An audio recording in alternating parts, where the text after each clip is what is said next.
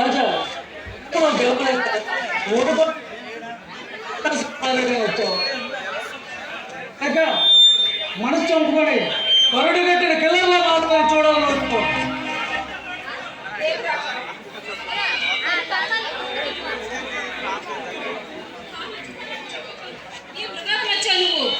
నీ ఆరోగ్యాన్ని పాడు చేసుకుంటున్నావు.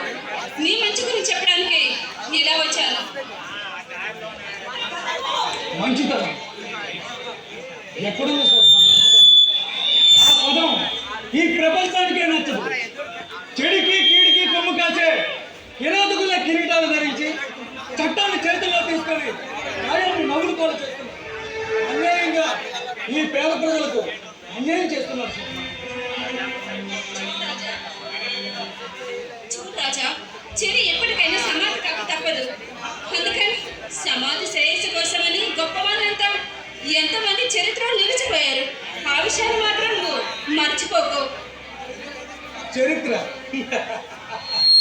ఆ చరిత్రను కూడా సిగ్గుపడ కొందరు చీడ పురుగులు.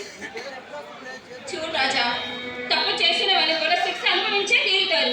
అందుకని నీ జీవితాన్ని పాడు చేసుకుంటావా?